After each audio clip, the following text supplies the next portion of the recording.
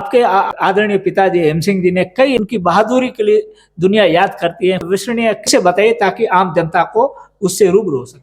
मैं ये कह रहा हूँ कि जब 65 का युद्ध हुआ तो बिजराड़ के सरपंच थे पेमाराम जी जाखड़, उनको पाकिस्तान के आतताई पकड़ कर ले गए पाकिस्तान की सेना। तब मेरे पिताजी को पता लगा कि पेमाराम जी को पकड़ लिया है, और फिर उन्होंने जाकर पाकिस्तानी जहाँ सैनिक थे वहाँ अटैक किया और पेमाराम जी को पकड़े हुए को छुड़ा कर लाकर वापस बिजराड़ में बिठाया।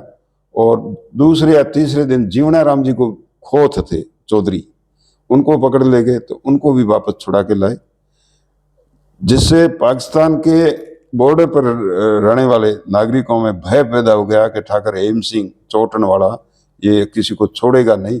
इसलिए हमारे इलाके में फिर ऐसी कोई वारदात हुई नहीं। और जब 78 में मेरे पिताजी बीमार थे तब भोजारिया की एक बहन को पाकिस्तानी आतताई शरीफ खान पकड़ के ले गया अपहरण कर।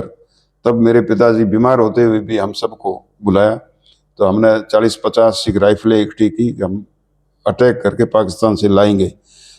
फ्लैग मीटिंग की, पाकिस्तानियों ने मना कर दिया कि हम और देंगे नहीं। तब मेरे पिताजी ने कहा कि सब चलो अपन बॉर्डर पर चलते हैं। तब एसपी लक्ष्य सिंह भाटी थे और थानेदार एक लाल सिंह थे, वो आए कि आप 2 दिन का हमको समय दो और आप अटैक मत करो, खून खराबा हो जाएगा। तो मेरे पिताजी ने ये कहा कि हिंदू औरत को मुसलमान ले गए हैं, या तो हमारी वापस दे, अन्यथा हम मुसलमान उठा के लाएंगे, फिर विवाद बढ़ेगा।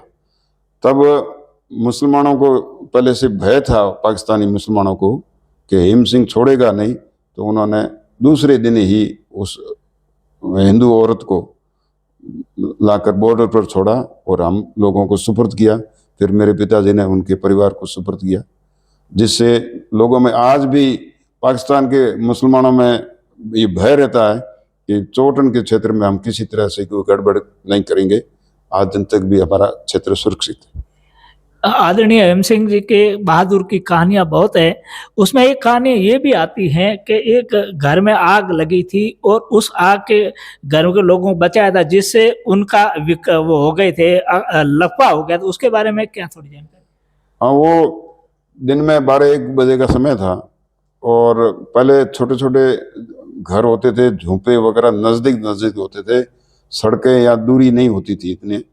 तो एक झोंपे में आग लगा, दूसरे में लगा, यूं करके मिरासी वास होते हैं ना, ये गाने बजाने वाले मांगणियार, इनके पड़ोस में आग लग गई और एक औरत रोती रोती चिल्लाने लगी। पिताजी वहां पहुंच गए तो कहने लगी कि अब आप मेरे बच्चे रह गए, मेरे बच्चे रह गए। तो दूसरा कोई हुआ नहीं, कोई वो ऐसा लट्ठी वगैरह से वो झोंपा गिर नहीं रहा था। तो मेरे पिताजी ने अपने लाते 2-4 मारकर उसको झोंपे के वो दीवार तोड़ी और फिर अंदर जाकर वो बच्चे बाहर ले लिए। बच्चे तो सुरक्षित हो गए, मगर बाहर आते उनको लकवा हो गया और उसके बाद वो लगातार बीमार रहे।